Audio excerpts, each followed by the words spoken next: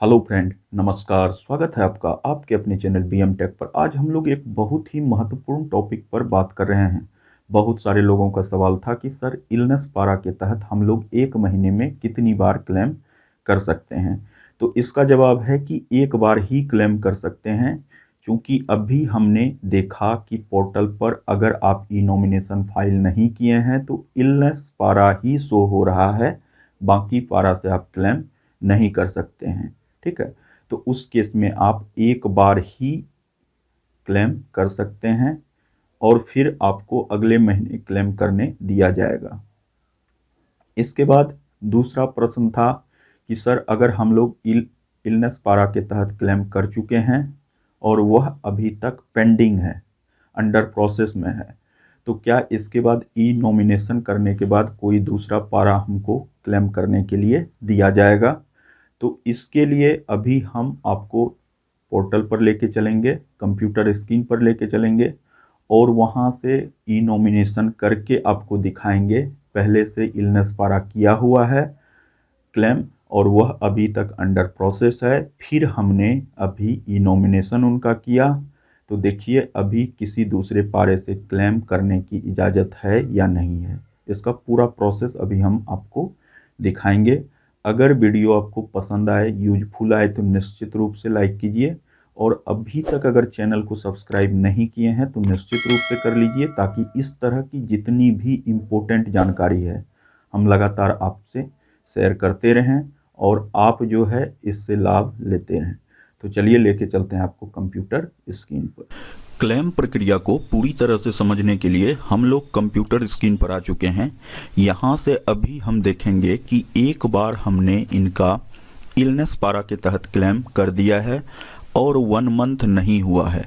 इसके बाद हम लोग दूसरे पारे से कैसे क्लेम कर सकते हैं।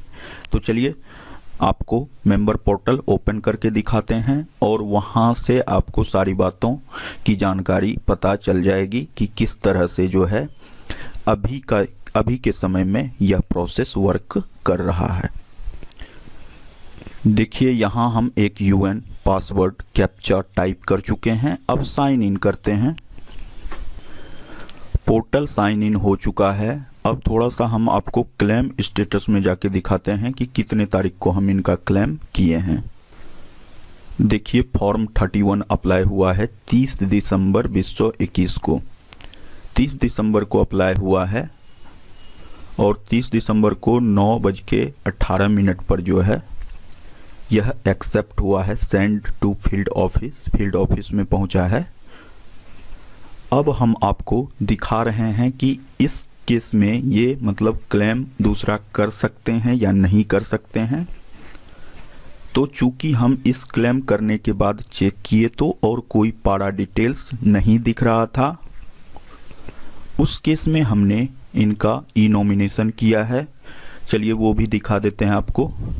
देखिए मैनेज टैब पर आएंगे और ई नॉमिनेशन पर क्लिक करेंगे। यहाँ से आपको पता चल जाएगा कि आपका ई नॉमिनेशन हुआ है या नहीं हुआ है। देखिए यहाँ नॉमिनेशन सक्सेसफुल, यहाँ आपको नॉमिनेशन का पीडीएफ डिटेल्स मिलेगा, यहाँ से डाउनलोड कर सकते हैं। इसके बाद देखिए नॉमिनेशन डेट एंड टाइम, आज 3 जनवरी है, 10:09 पर इनका जो है नॉमिनेशन फाइल हुआ है। अभी देखिए 10:19 हुआ है। तो यह वीडियो हम अभी बना रहे हैं 10:19 पर। 10 मिनट के बाद जो है जस्ट हम यह वीडियो बना रहे हैं और फिर से अभी हम ट्राई कर रहे हैं क्लेम करने का। देखिए ऑनलाइन सर्विसेज में आए, क्लेम फॉर्म 3119 10C 10D को क्लिक किए। जैसा कि आपको पता है कि यहाँ जो है अकाउंट नंबर डालना है, तो डाल के वेरीफाई करते हैं। वेरीफाई करने के बाद यहाँ आपको यस करना है। उसके बाद प्रोसीड फॉर ऑनलाइन क्लेम पर क्लिक करना है। अब यहाँ से अप्लाई करना है I want to apply for, यहाँ से पीएफ एडवांस। 3 मेंबर आईडी है, इसमें से हम सेकंड वाले को कर रहे हैं। अब यहाँ देखिए जिस उद्देश्य के लिए अग्रिम की आवश्यकता है, उद्देश्य में देखिए इनका जो है ई नॉमिनेशन सक्सेसफुल है, बाकी सारा क्लेम जो है पेंडिंग है।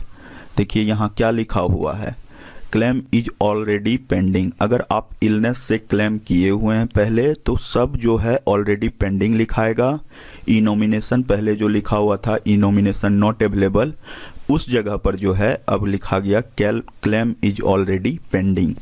तो मतलब अगर आप इलनेस पारा के तहत कर चुके हैं तो यह सब इस तरह से शो होगा, क्लेम इज ऑलरेडी पेंडिंग। तो यहाँ हम लोग देखिए एक पारा से आप क्लेम कर सकते हैं, आउटब्रेक ऑफ पेंडेमिक कोविड-19, इसको क्लिक करते हैं।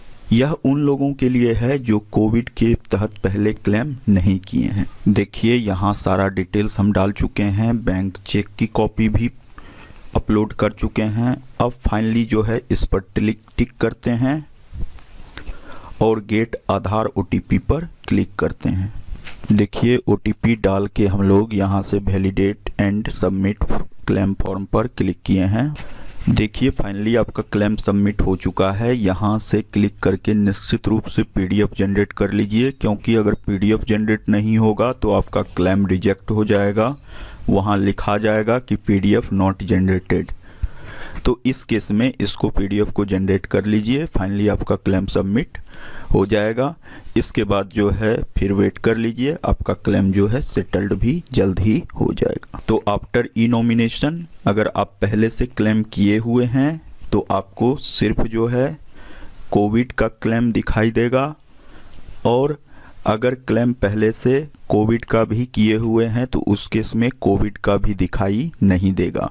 चूंकि इन्होंने कोविड का क्लेम पहले कभी नहीं किया था, इसलिए इनके केस में कोविड का क्लेम यहाँ दिखाई दे रहा है, और कोविड के तहत हमने अभी क्लेम करके आपको दिखाया।